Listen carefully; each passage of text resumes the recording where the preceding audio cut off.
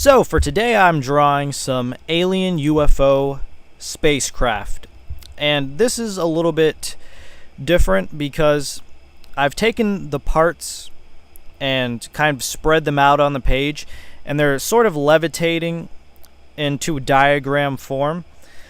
And so I think it looks interesting. I want to make more of these because I really do like how these look. I like taking things apart and then having them levitate, and you can see every single piece of the spaceship here.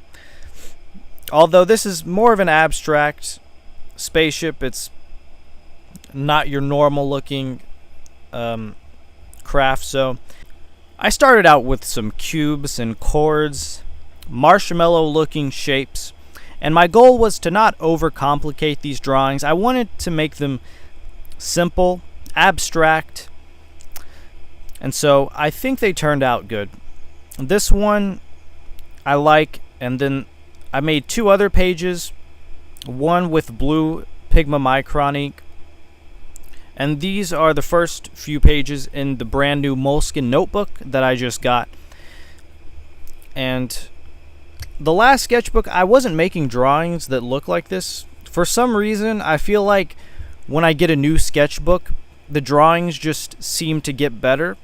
Or maybe it's just because I'm trying my best to make every single line and detail perfect. Because when I'm halfway through a sketchbook, I kind of am not too concerned with making the sketchbook perfect. I'm kind of just doing whatever. But I notice when I get a new sketchbook, I try making every drawing a masterpiece. And so that's why these turned out a little bit better than usual. So the UFO theme here, I'm definitely going to go for the rest of this month and draw a bunch of these spaceships. These don't really look like spaceships, but that's what I'm going to call them, extraterrestrial spacecraft. And I'll probably make some sort of space alien comic, cyberpunk comic, a combination of the two. The wires sticking out are supposed to be claws or kind of cords that can grab onto things. I think that's what they kind of look like. That's what I was going for. And there's a little box, kind of pyramid shape on the top right corner, which is the cockpit and crew compartment where all the people are at. That's the focus point, kind of the drawing. And then going down, it's kind of a tall spacecraft. That's what I wanted it to look like. And there's also some pipes, a kind of U shape going around the ship. And those kind of fold in and out like an accordion. Something like that. That's the image I had in my mind. I like it.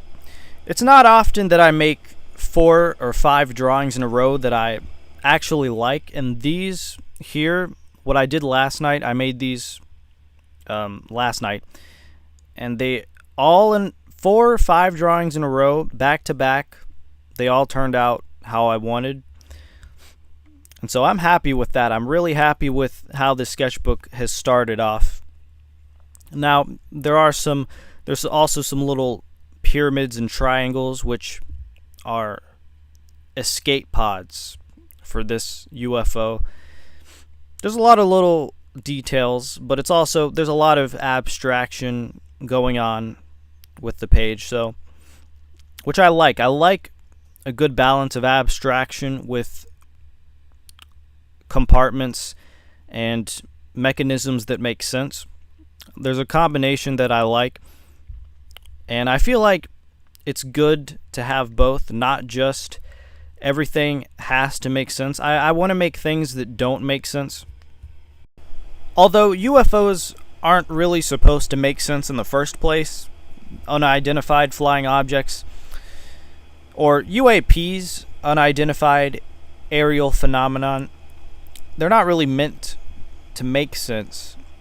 But I can kind of make sense of it if I put the parts together. If Of course, this is just in my imagination. I haven't done any research or really looked into how some of these hyper speed vehicles can fly, which I should. I should really do some research and maybe try to find some classified information on alien UFO material, so because I'm interested in that stuff, and I think it would add to the drawings instead of just freehanding, free ideaing